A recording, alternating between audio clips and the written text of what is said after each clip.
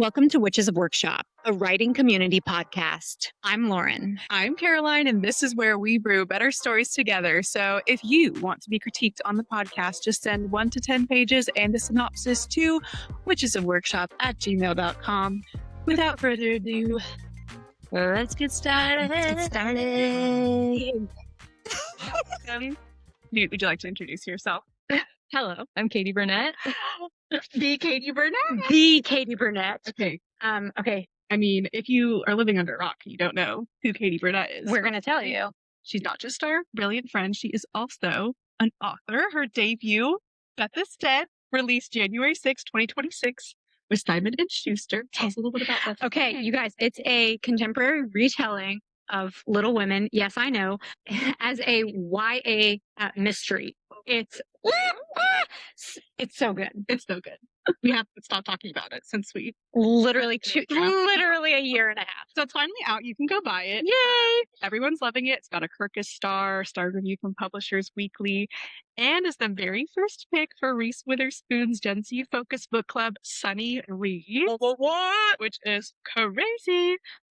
You've also been part of the DFW Writers Workshop for how long at this point? 11 years. Okay. That's See? like a small child's life. She is a witch who workshops. Exactly. So that's how we met her. You were also the former director of DFW Con. And you're one of our most consistent writing buddies who gives us really good feedback all the time. Yeah. Thank you for being here. Yes, thank you so much. Okay. Well, we have some very important what's brewing to get into. I mean, What's brewing in our cauldrons. fun life update. Fun life update. Caroline, hit us. My fun life update is that I bought myself a mahjong set off the Facebook Marketplace for Christmas. And I'm proud of this because mahjong sets can be really expensive. Okay. I scoured around. A very economical choice for you. Thank you. I drove like 40 minutes each way to get this set. Risked being murdered. So now y'all are going to be forced to use it with me because I did spend over $100 on all the things. So that's my fun life update. Who's going? Katie, give us your fun life So update. this weekend, I went through my house and I organized every cabinet and closet in the entire house. And that was no small feat, but it felt so good. And I'm so happy now. Did you buy like storage things to do, or did you just go with what you had? Did you just cleanse? But I did the whole thing where you take every single thing out, Yes. vacuum, wipe it down, and then only put back in what you actually want. And that was Did you hold each thing up to your chest and ask yourself if it gave you joy? Marie Kondo'd the hell out of that closet. Oh, that sounds so nice. Mm-hmm. To do. Okay, let's see. I got a new yoga mat. I am prepping to take 18 yoga classes in just January. So I am trying to be a yogi this year. So yes, also I want everybody to watch a movie called Your Monster. I've already forced them to listen about it. It's so bizarre, but I feel like nobody heard about it. But it is a really strange rom-com horror retelling of Beauty and the Beast set in like the musical theater world in New York. It's so weird. Somebody watch it and let's I promise to watch it soon. yes, I want to know. Also, what does your yoga mat look like? It's just it's boring. There's so many colors. I did the Manduka Pro, cost a gazillion dollars. Apparently I have to salt it. What? It's like, I don't know. I asked my yoga instructor today, Rebecca, I was like, do I have to do that? She was like, I've had mine for 11 years and I never salted it. But that's what it says on the packaging. Is that for like good luck or for No, it's supposed to be for grip. It's just boring black. There's so many colors, but I mean, you gotta stick to you just sweat all over it. it's gross, right? Like what? Pink, it's not going to make it any different. Yeah. What about, I'll throw it back to Katie. What are you at with your writing life updates? So I am currently waiting for feedback on book 2. So I'm working on something else in the meantime. Hopefully that'll end up being book 3, but gonna keep it a secret. Yeah, you are. We know what it is. What is mine? What you doing? Sent draft 3 or whatever it's on to Lauren to read again, and then Lauren's friend Kat kindly offered, who I've never met before, so she's my first beta reader I have zero relationship with other than vicariously through Lauren, and she read it all in one sitting on the plane and gave me lovely feedback, also hilarious, punchy feedback. So Gosh, just she's working not- through some of those notes. Yeah. Hopefully, I'll have a finished draft done in a couple weeks. Yeah, you will. Question mark. Fingers You will. crossed. You will. I will. She will. Okay, me. I was on a roll with the new thing and felt really good about it. And then Christmas happened and I kind of crashed out. So I worked on a chapter yesterday and I'm feeling good about it. I also sent the new book. You're reading it again and Kat read it and I just went ahead and sent it to Aja. So Nadia has it. And I basically was like, I made a promise to myself to send this to you before the end of the year. You don't have to read it, but now I've fulfilled my promise. So you don't have to read it yet. Like, enjoy your break. But You did it. so, yeah. So I'm sure there'll be some dusting from this final beta. But yeah. I'm having a good time reading it. Oh, good. Thanks. Enjoy. Same. Thank you so much. Well, shall we get into some of these questions? Absolutely. Because Katie just knows so much and she's so smart. And she's like, Oh, oh, workshop like veteran. I'm an old lady. And workshop years. In workshop years, yeah. Like cat years, dog years. Cat? Do cats have weird years? Dogs definitely do. Cats do live longer than dogs. They can live to be like 18 or 20. I mean, none of my cats ever have. I don't know what that says about me, but we don't have to talk about it. It's fine. Yeah. We don't need a depressing podcast. I'm like, Yeah. I love my cats. They're healthy and fine. I'm like, Franklin's 15 and he like stares at walls sometimes and we're like, oh God. No. Just hitting that point. He's zoning out. Okay. He's old. Okay. So- Yeah. Questions. Yes, we do want to talk about Beth is Dead in a minute. First, we will talk about like everything that led you up to being able to write Beth is Dead. So tell us about like your overall writing journey, how you found workshop, all that. Yeah. So it's funny because I always say that I started writing when I graduated college, but I actually fact checked myself a couple days ago. And I realized that I started writing my first manuscript in college in my sophomore year. So it took me, I think, 3 years, like that whole time to finish that first manuscript. And once I graduated, I started to query that. And that first project, I got maybe 2 little requests for like 50 pages, but that never turned into anything. And that was all I heard. So then I wrote my second project and that's kind of what brought me to workshop. Because with that one, I started Googling, doing some research. I was like, okay, I need to figure out how to get some help or some insight. And I found the DFW Writers Conference. So that was the first writers event that I ever attended. And how old were you? I was 22. Yeah, I was 22. Doing this all by yourself. I just went to the conference. Yeah. It was actually kind of scary. Yeah. But It's it scary was when you great. know so. I was gonna say, even when you have like a blanket buddy. I just went. But the one good thing is I met one of our friends, Dana, in line. We were just standing in line. We have the same hair color. We're like this kind of the same person. And I could tell she was a similar age. And so we just looked at each other and we're like, okay, where are you going? Where are you going? And we started attending classes together. And now you're like besties. Yeah.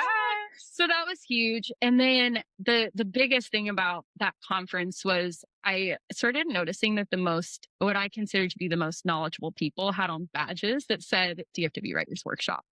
And so that's what prompted me to go to the workshop and become a member. And I actually became a member. If you know about workshop, this is going to sound crazier than it will if you don't. But I signed up. And I went and I didn't do like a visitor round. So in workshop, you can do a visitor round where you just listen. But I just came as a member and I signed up to read and I was first on the list. What? She just went in like on fire. She was like, let's do this. But Oh, yes. It was wild. that's wise though, because you didn't know what you were getting into Exactly. because you hadn't seen the format. I just went for it cold and I had no idea it was going to happen. Everybody clapped for me. We clapped for people in The the first time. And I thought like, wow, I did a great job. And you did. I'm sure you did. So it was fun. You But yeah. remember the first thing you read? The first thing I read, it was a chapter from a really old story that I had about a performing arts high school. And it went over pretty well. Like I remember Alex was in my room, Alex Martinez. He's one of our more harsh critiquers and for a good reason. He has really great knowledge, but I got good feedback from him the very first time. And that was really That's encouraging. awesome. Hey, we'll take it. So since joining workshop, finding your buddies and people, has how you write, has how you sit down and show up to work changed at all or evolved over the years? The way that I kind of show up to write, I don't think has changed actually. Like I was always pretty consistent and that has stayed the same, but definitely who I am as a writer has changed quite a bit. I think when I showed up, I was a good writer, but I wasn't a good storyteller. And so that's like the biggest thing that workshop has done for me is I've learned how to be a storyteller. Mm-hmm. I'm still figuring that out. That is the harder part, I think. What do you think it is about sitting in a room of people who write different genres? What do you think it is that helps you pinpoint that? Is it just that there's different people who write different genres and different walks of life who are able to hear it? Or is it just like this innate, like, I don't know, group mentality of helping you figure out how to move a story forward? Like, what do you think it is? Yeah, I think it's the ability to see people's reactions to your work right there in the moment. Like you can feel it in the room when the read's going well. You can feel that people are interested, that they're really listening. They're not looking at their phones. They're not scratching in their notebook. They're actually paying attention. And then when the read is done and people start giving feedbacks, like whether it was good or bad, like hands go up. People are curious. And I think that for me, that was a shift that I noticed the longer that I was in workshop. Is like I would get feedback, oh, the writing's really pretty. You know, I love the word choice. But later on, it was like, the writing's not that great, but I'm so curious about this character. Like, you know, it interests more about the story. And so I think it's assessing the feedback that you're getting, but also just people's curiosity and their interests. That's how you know that it's working. And isn't there literally nothing worse than a cricket's room after you read? Like the worst. It is literally like I can tell you like you immediately are like, to me it's like the tears, like literally like just that, like I feel the emotion just start and I'm like, oh God, I'm just gonna cry now, because there's something like I'd rather people like vehemently fight about stuff or like or really dislike it, but like when there's nothing, they're like, oh, so there was nothing here to hold on to. Like too hard to follow. It's like something wasn't a this. couple of those. Yeah, that's the worst. Yeah, the crickets. I'd much rather have this sucked and here's why than nothing. Because at least that means they listened. Yeah, something was interesting enough to pull them through to. Yes. Yeah, but if you can't even reel them into listen, Yeah, that's the worst. that's Okay, painful. I want to take a tiny rabbit trail because you mentioned like making people curious about what you were reading, even if your writing was, you felt like not your best. And I feel like that's one of the best things you do in your books that you write now, which are usually like mystery thriller type, is creating the curiosity string that pulls you along. So talk to us a little bit about like how you came to write thrillers and mysteries, why you're so drawn to that, and how do you create the continuous curiosity? Like, what did you learn? Yeah, part of it is I just love reading mysteries and thrillers. And I think I always, like, if I'm honest, earlier I was thinking, well, that's the stuff that I love to read, but I want to write something more serious. It was such a childish thing to think, but it's that the drawl of literary. It's the drawl of yeah. And so I wasn't letting myself do that. And so when I started writing Beth is Dead, which is my first mystery, I let that notion go. I just decided I don't have to write something serious. I can write a mystery thriller and that would be so much fun. So yeah, that was something really exciting for me. And then in terms of how do you create that curiosity, I think it's all about seeding questions with the reader, like putting something in there that the reader absolutely has to find out about, but it's going to come out slowly. It's you can't give it up all at once. I think, it's all about trying to figure out how to give enough that people aren't frustrated, but not enough so that they'll keep turning the pages. Right. I can't believe Beth was your first mystery. I know. Because you balanced 4 different point of views and multiple timelines. Do you have any like resources or tips for people wanting to do a thriller or mystery? I would say reading thrillers and mysteries is what helped me the most, and watching any mystery thriller TV shows. And honestly, for me, it's not as much movies, but series, because they can see it's episodic. It's you can see when they are leaving you on a cliffhanger, how they raise questions. That's really all I did. And that's so smart because it's got to be long too. It's at least 6 or 8 episodes. So it's like, okay, like a movie, somebody might watch a crappy thriller in an hour and a half, but to dedicate 6 hours, 7 hours, 8 hours to a TV show, It's like a book. and the pacing is great with television too. I just can't believe you picked all that up subliminally by watching these things. And just was like, you know what? She's like, I can do We're it. just gonna throw in some Little Women. I mean, it'll be fine. This is gonna make total sense. You know, another show that really helped me was The Haunting of Hill House. It's one of the best examples of nonlinear storytelling that I've ever seen. Yeah. So what I like to do, and I actually do this, is like I'll watch a show, and if I really love it so much that I can't stop thinking about it, I actually stop and open a note on my phone. I write down why, and then analyze it. And that's how you can start to understand, why did that work, and how could I recreate that? That is so smart. I love a note. Loving it. And I love analyze, like especially screen, because I think there's so much from movie and television that people can bring into storytelling that they don't sometimes, and I love that. Yeah. Okay, so you do a lot of things. You were working when you were writing Beth is Dead. You were the director of the conference while all of this was coming out. We know that you're very dedicated, but like, how do you find and create balance with writing? But you know what's funny? So I've been a full-time writer since July of this year, so for about 6 months. And it was actually easier for me to be consistent when I had a full-time job, because you have such a small window of time when you can write. You can't waste it. So I would get up early. 5:30 was my time for a long, long time, many years. So I'd get up at 5:30 and I would write until I had to get ready for work. And that was sometimes the only time that I had all day. I could sometimes squeeze in a lunch break, maybe sometimes right in the evenings if I didn't have any plans or anything. But the only like consistent time I got was in the morning. So now that I am a full-time writer, I'm having to learn how to schedule that fake like time crunch for myself so that I will sit down and focus. Yeah.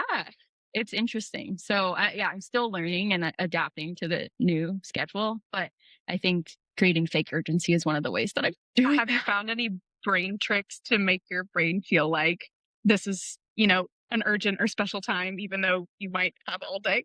Yeah, I'll give myself a self-imposed deadline and then use Scrivener to calculate how many words. I think we all do this, right? How many words I'm going to need to write in a day. And I make it a little too hard. Like when I'm really focused and really want to get a draft done, I make it a little too hard so that some days maybe I'm not achieving it, and then other days I'm catching up. But that helps. Yeah.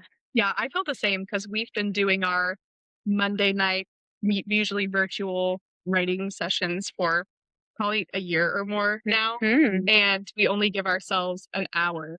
And every week that is typically the most like productive writing time I have because of what we said, that I'm like, it's only an hour. And then usually I try to have something that I can show you guys to get feedback on. So there's like more urgency to finish it. I swear, I think we've talked about this before too. I swear that there's a thing. There's a reason why so many debut authors are in their late 30s and early 40s, and the women have children. And it's because there's something about like finding yourself too as you get older and being like, I'm going to do this. And then when you can't do it all the time. There is something to this urgency of like, okay, I have to pick children up in an hour. Okay, this is it. Or I'm going to workshop tonight and I want to finish this. I'm going to have to work with children running around and doing this and that. So I think that there is something to, because even like entrepreneurs, like I saw a thing the other day that was talking about like it's like when you feel like, and you start those things in the recesses of time. So it's like the writing is an escape right now. So that's another thing is like I look forward to doing it because it's like if you're having a bad day or work's just like being annoying, whatever, you're like, well, I get to do this thing. So I can imagine that that's another potential challenge, a gift and an obstacle to be like, this is what I get to do all the time. But now I have to do it all the time. It's really weird. I actually had to have a little conversation with myself a few weeks ago where I was like, because I was trying to just, write, just draft. And I was feeling like I wasn't being productive enough. And I had to say like, okay, you can still enjoy this. Like, even though this is now your job, you're relying on this, it's okay to still enjoy it. Yeah. And you have to remember that. Okay. Words, wise words. Soundbite. Like what you do. Like, Because you probably dreamed of this for so many years, and like now you're that it's important to be like, yeah, I've worked toward this. Yeah. I should enjoy it. like this is Yeah. damn it, writing is fun. Speaking of writing being fun and sometimes not so fun, I want to know about one of the best reads you've had in workshop and one of your worst reads you've had in workshop. Yeah. And what they taught. So I thought about this question, and my best read actually was chapter 1 of Beth is Dead. That I can remember getting a completely different response than what I'd gotten in the past. I think part of that is because I've been in the workshop for 11 years. Everybody knows me, and I was writing kind of the same thing over and over again. And then I wrote something different. So that was a really good feeling to feel like, wow, I haven't heard that from you before. So that was really fun. The worst read, it's harder to remember. It's like, I think I've blocked it out. I don't know, but I definitely have had those reads that we talked about where it's just crickets. And I think the hardest part is you have to then assess what was the reason why it flopped. And it's hard. I think the way to solve that sometimes is just to send it to someone else, because you sometimes can't figure it out. You're close. Yeah. But yeah, those are the worst. I don't think I've ever been in a room with you where you have a flop. Same. You got those out of the way before I joined, I guess. You know what else has been hard though is it's hard not to ever have a flop, because I think you keep getting feedback like on a scene level or a chapter level. This is working so well. This is working so well. But then you're querying or you're submitting a full manuscript and you're not getting an agent. You're not getting a book deal. And that can be really frustrating, because on a scene level, on a chapter level, it's working so well. But then maybe on a story level, it isn't. And you can't get that from workshop. You have to get that from beta readers. Yeah. Yes. So it's like that variety, that mix. So that's why you send it to somebody fresh too, because I think that's also like, there's like the micro and macro versions of writing. And I don't understand how people get away with not having either or only having one. It's like, you have to have like, just like a mixed bag of community to be like, okay, yes, I need you to help me for the small stuff. You help me for the big stuff. And it's fun though. It's fun. We're all having a good time. You started writing that 2 or 3 years ago? Yeah, I think at this point it's been 3 years, because it took me 2 years and then it's been about a year. The publication process has been about a year. So, okay, from like first joining, so you had like 8 years in workshop until you found Beth and like felt like you found your stride.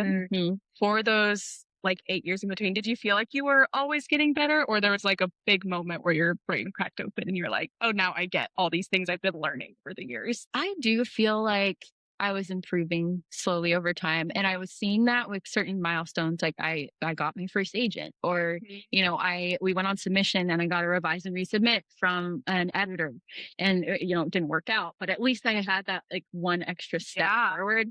So I felt like I was slowly improving. But I got a piece of feedback from Alex Martinez, who I've already brought up, that I think is the thing that really cracked everything open for me. And I didn't understand the feedback for a long time. We've talked about it a lot already. They probably know what I'm missing. I think so. But he yelled at me and he said, Katie, your characters are way too bleeping nice. And at first I was like, I don't get it. I don't know what he means. But nice characters. Yeah. But I think what it meant was like the characters weren't forcing tough conversations. They weren't doing risky things. And once I realized that, like, okay, I'm just going to put that stuff on the page. That really helped. Right. Yeah. Sweet. The messy is good. Yeah. That's what you want to read about. Yeah. I feel the same. Well, okay. So with all of this, and you had these opportunities and you're moving forward and getting better. One of the things that I talk about all the time is I tell people, like, there was a point where you're very open that you were like, I'm done. I'm ready to quit. When did that hit? You don't have to go into all that led up to it, but like what kept you from just saying, I'm done? Yeah. I really did quit for like 3 months. I changed my my alarm. I didn't wake up at 5:30 for like 3 months. I just didn't write at all. And I think the thing that the thing that kept me from quitting was workshop, because you've made friends who are expecting you to come back. And it's not even that like, oh, I don't want to let them down. It's like, those are my friends. Like, I want to go see my friends. And you go and you hear people read and you're like, well, okay, I feel inspired. Gosh darn it. Like, Not do anything about it. yeah, it's avoid it. So that's really what it is just having, if you have a community, there's kind of this sense of people who aren't gonna let you quit. And that can be frustrating, but it's also really nice. Yeah, I had that same spiral. I think it was with my manuscript before this, where I got to the point of just like hating it. And I like cried to my husband one day and I was like, I want to quit, but I can't. I think you all, I mean, I think it's rare to find the person who can, because stupid Alex, this is not about you, Alex. My God. One of the things he told me is because one time somebody had told to me, like, they did the whole hobby thing, like, oh, it's cute. And she was like, if it's not fun, then, and he said, we're going to say a curse word. He said, fuck that, Lauren. He goes, you know why it's not fun right now? He was like, because you care about it so much. Yeah. You care about this process. So then when you have people who also care about your process and who care about your stories almost as much as you do, and I'm like, it's very hard to be like, to just walk away because you're like, no, I actually think it's okay to quit. I really do. But I think there's a difference between quitting because you actually don't want to do it and quitting because it's hard. Yeah. And it's really hard to know the difference sometimes. And I definitely, when I did my little 3-month quit, I was quitting because it's hard, not because I actually wanted to quit. Was that I'm guessing before you wrote Beth? Yeah, that was right before I wrote Beth. And when you were like sleeping in, not waking up early, like, were you happy to be taking a break, or did you deep down be like, this is not me? No, I mean, I felt more rested for sure. I was less tired, but I was less fulfilled. I was working in advertising, which is almost fulfilling. Like, it's a really fun career and you get to make TV commercials and do fun stuff like that, but it's other people's stories. I wasn't telling my own story. And so, yeah, I wasn't happy. Yeah, I can't imagine. Honestly, 3 months is not that long. but look, like that's what it took for you to be like, okay. And then you came back refreshed, recharged, ready to tell a story that you hadn't thought that was the right story, and you just did it. Yeah, and now I know when I want to quit, I know, I'm going to bounce back. I won't actually quit. I've had that experience. Right. That's a good lesson. Okay. Downloading into here. So, because I've been going to workshop long enough that I've seen people use it this way, where they kind of like see workshop as a stepping stone to get published or find success. And then once they do, they might totally stop coming or trail off, which is fine. They might have like totally valid reasons to do that. But you don't do that. Like, you still come. Yeah. So even though you are definitely one of the like most advanced writers in there, like, you give solid critique. So why do you continue to go? I couldn't do it without workshop. I can't imagine writing a book by yourself. And even, I think, it's like we were saying earlier, you need different types of feedback. Like, we have a group that meets every week, and maybe I could say I don't need workshop anymore because I meet, with our group. But workshop is such a variety of different people, all different ages. I mean, we have someone who's in her 80s, I think, and is amazing. She might be 90. I think she might be 90. She's amazing. And we have people who write all different genres, some people who are very, very new, some people who've been writing for years and years. And that type of varied critique is invaluable. I think it's just so helpful. And it's fun. I also just like it. Yeah, it's good for accountability too. Like, just to bring up our eldest member again, I mean, she still shows up every single week with a chapter. So when I'm feeling down or don't want to write, I think about her and I think, well, she can do it. I can do it. Honestly. Yeah. She's a baddie. Yeah, right. Okay. Yeah. Okay, so we'll start with like this kind of generic, like, what is it about Beth that you think is the reason that this was the book? Because you've had books that were out on sub, like books that I'm sure, because we all are little idealists and we're like, this is the one.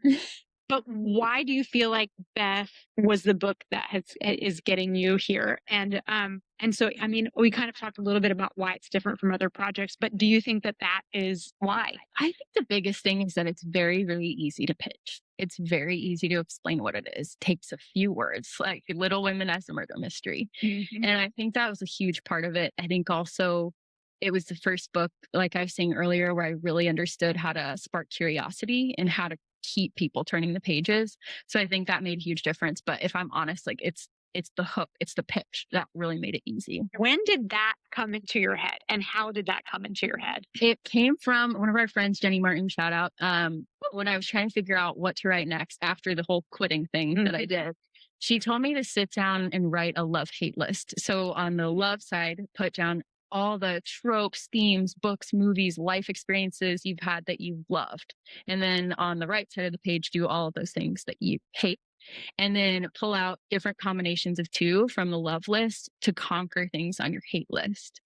This is mind blowing right now. I don't think I've ever talked about this with you. Okay. Yeah. Yes. Take us step by step. So I did that. I did the love hate list and I started making combinations. And I think maybe my 4th or 5th combination was Little Women and mystery thrillers. And that's where I got the idea. Yeah. And I started to look at the hate list, and Jenny had said, try to figure out how you can conquer the things that you hate with those 2 things that you love. And it was just so obvious. It's like, I can conquer losing a sibling, like all these things that I really hate with these 2 things that I love. So that was really fun. Yeah. She needs to patent that. That's incredible. Yes, seriously. I know. Freaking out right now. I've got so many goosebumps. My leg hair just grew an inch and a half. Oh my God. Have you done this since, or like, would you if you were ever? I did it for the book that I'm working on now. But yeah. Right. We just got the secret sauce, I feel like. It's really fun to do it. Wow. And you just like put Little Women. You're like, oh, I love Little Women. I love Little Women. Yeah. And it's a good way to get comps from the start. Like if you're somebody who wants to have comps in a query, if you put books that you love on the love list, then okay, there's your comps. Yeah. My brain is still like, I know. I'm like, what's on my list? Yeah, I'm like gonna go home and make my list. It's so good. That is mind blowing. Let me know if I'm getting this number right. You wrote 6 manuscripts before you got published. Is that right? That was 6. Okay. So why did you decide to wait for a traditional book deal? Yeah, I do think it's a really, really personal decision. I think for me, it was more of a heart decision than a head decision. Yeah. I had that goal from the time I decided, hey, I think it would be fun to write a book. I wanted to be traditionally published, and I couldn't let that go. So for me, it was more about that goal, that achievement, than it was about like a business decision or anything. Right. But I will also say, we know a lot of self-published authors, and they have to do a lot more work on their own. And so I do think that's a benefit of waiting for the traditional publishing deal, is that some of the marketing comes off your shoulders. Not all of it, but some of it. Right. But for me, it was just, I just wanted to achieve that goal that I had. Right. I feel the same. Bam. Yeah. I'm like, is that vague of me? Well, I don't care. Maybe. Sorry. Who cares? Sorry. Yeah. I get it. I'm the same. I'm the same. So, in your illustrious career as a writer, what advice about writing or publishing do you wish you would have known sooner? Yes. So some advice that I think you get a lot early on as a writer is show, don't tell. And I later on, maybe 8 years into writing, got the advice that you should sometimes tell. And I wish I had gotten that sooner, because I took show, don't tell way too seriously. And I think it made it hard for me to put emotion on the page. It made it hard to put a lot of things on the page, because you're trying to just show it through a character's actions, where it's like, sometimes you just have to say it. Yeah. And so I wish I had heard that and gotten the freedom to just sometimes just tell it a little bit. I feel the same. Yeah. Like my writing leveled up a lot whenever I figured that out. I mean, the showing is like a specific style that like I feel like slows it down, which not in a bad way, but like if that's what you're going for. But you're doing like urgent pacing where sometimes, you just need to like I mean, I think one of the things I've learned too from workshops is that there's always some sort of exception to a rule. So like, and that takes so much like of your own, like it can be hard to kind of like balance that, but like, oh, how do people put it? That you shouldn't start a book with someone waking up and you break that rule. Yeah.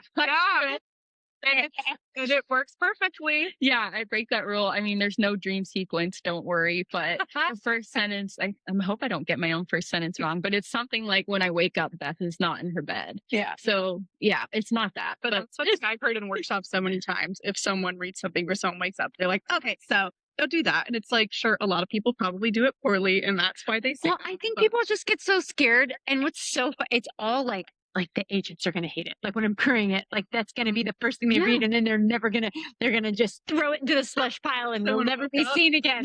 Trash. Waking up. And some agents have said, yeah, don't send me that. And it's like, okay, but I think that might be more research based. Like find out who your people are. But so I just love telling people that now. If someone's like, don't start waking up, I'm like, hey, these books I just aren't waking up. and it's a batch. And we love it. We've done very few British accents today.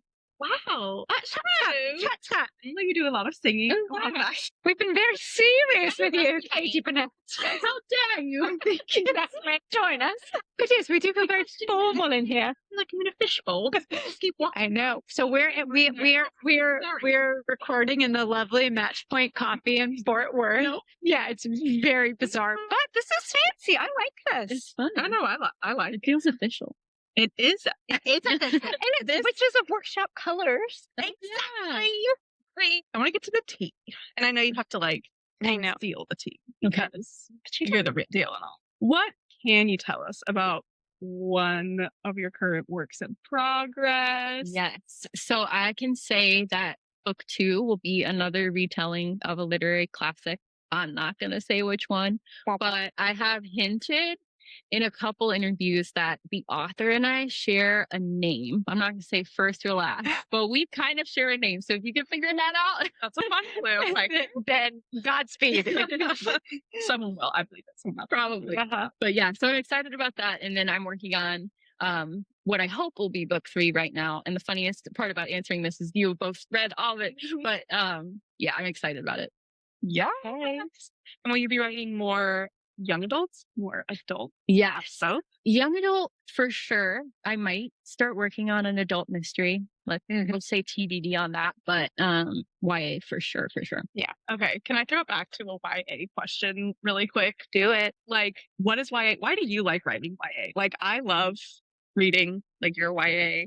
That's like that's his YA. I've never thought of doing it myself. Why do you like it? Why does it work? I like it because everything is heightened when you're a teenager. A lot of things are happening for the first time, or you're dealing with problems, emotions, experiences for the first time. So it just feels big and important and heavy. And I like that. It really does. So you get to be dramatic, is what you're saying. I was gonna say, because like the melodrama, it's like, because I feel like when you see a teenager make a bad choice, you're not like, God, this is insane, because you're just like, well, teenagers make bad choices. So like when a 30-something is making the same, you're like, oh, I have no patience for you.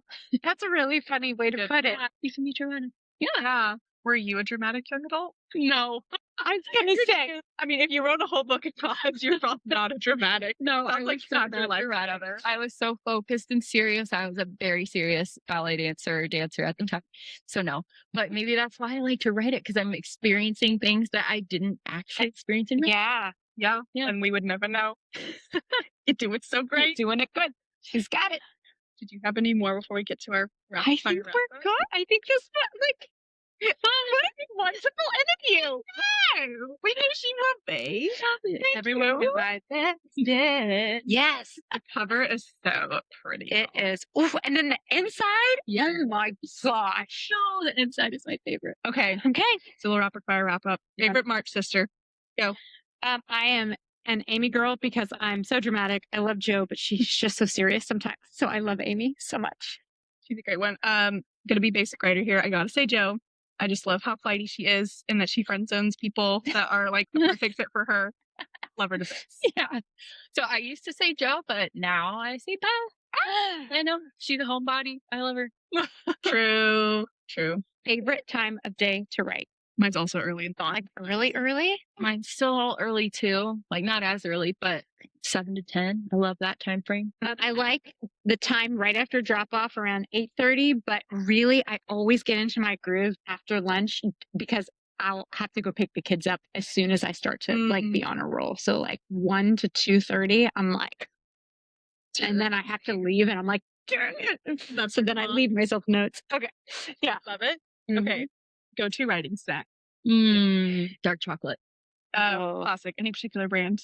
Trader Joe's. I was also going to say, for me, it's Trader Joe's Crunchy Curls. Don't knock until you try it. It tastes like cardboard, but in a good way. But they're like addicting. It's like a lentil chip. I know. You know what I'm talking about? Yes. Never tried these. Big fan. Gotta try. It would be a perfect match with your dark chocolate. It Yeah. would. It's salty sweet. Anything that went hand. I don't like having to stop. So like a smoothie or like something I can bowl of tofu. That's what I ate today. A bowl of tofu. I'm sorry, what? But it was in the Okay. fridge and it was the only thing that was prepared. And I was like, I need protein. Okay, fair. I need my protein. Sit next to my curling iron in the bathroom. So when Bo gets home, he's gonna be like, what the fuck? I was picturing wet cubes. Oh, it's like wet cube. it's like baked, so it's all like crunchy still a little Okay. and That sounds salty. It's fine. super like soy sauce and nutritional That's- yeast, so it's like very umami. Okay. good. Yeah, we've done it. We did it, girl. Another yeah. podcast. Thank you so much for joining us. Yes, we've said it before, but please go buy Katie's book, Beth is Dead, wherever books are sold. We're big fat So follow her on Instagram, TikTok, all the things. We would like to thank our sponsor, fake Christmas trees, because there's still one behind you. Fake Christmas Trees. Thank you to our sponsor. Cause allergies, and I was going to say my cats don't climb them, but yes, they do. But they won't pee on them because they're fake. Did you know? Really? They But, know like- the difference. I'm just thinking of Christmas Vacation where the cat gets electrocuted. You ever seen Christmas Vacation? That's electrocuted? Oh my gosh. Is it okay? We'll talk. No, he died. Oh, no. Let's talk so much about cat mortality. Okay. Movies in the 80s and 90s just hit different. They were like, no, that cat died. I mean, I mean, that is true. My siblings and I used to watch Milo and Otis through the oh class. gosh. They do cycle through a lot of suspiciously different looking orange tabby cats. And I'm like, I don't think y'all use the same tabby cat. But that's all alleged. Well, yeah. So thank you, But- Fake Christmas Tree. Hey, we appreciate you. You're the real MVPs of this season. And Louisa May Alcott. Did she ever get married? No, she didn't. Yeah. That's what I thought, right? Because isn't Joe like sort of her? Yeah. Joe is definitely her. Yeah. And I think I don't think she got married because that's what she wanted for Joe. And she didn't get to write the story that way. Look, I'm just going to add this in and we can cut it and add it back in. But Greta Gerwig's, what do we think actually happens at the end with Joe? Because German, why can't I think of his name right now? Fred Vaughn. Fred Vaughn. No. That's Mr. Bear. Yeah. fair. I was gonna say Vaughn is Meg, but That's like fair. in the Winona Ryder version, we're like She does definitely. she get- 100% for gets sure. with Gabriel Byrne. She definitely gives us a pause at the end where we're like, wait a second, It's a question does mark. she ends up with She's nobody? under the umbrella, right? But she's alone. Remember, like she goes to the train station. Like it's different. I don't remember now. We're gonna I have to know, watch gotta- it oh again. no, just my arm. Too I bad. I do own it. Okay. Love watching it. So this movie is also sponsored. This podcast, Yeah. sponsored by Thanks, Greta. Greta Gerwig, who we love, who's apparently doing Narnia. She is. It's I'm literally so filming. freaking hyped for that. So excited. We love you, Greta, so much. Anyway, Come on anytime. come back next time for the Okay. episode of Witches of. Yeah, don't worry. We'll be back. We're gonna You do- can't get rid of us. And bye. Goodbye. Thanks so much for listening to Witches of Workshop. Be sure to find us every Wednesday on your favorite podcast platform. And remember, if you want to be featured on Witches of Workshop, please send 1 to 10 pages and a synopsis to witchesofworkshop@gmail.com. Until then, Happy writing.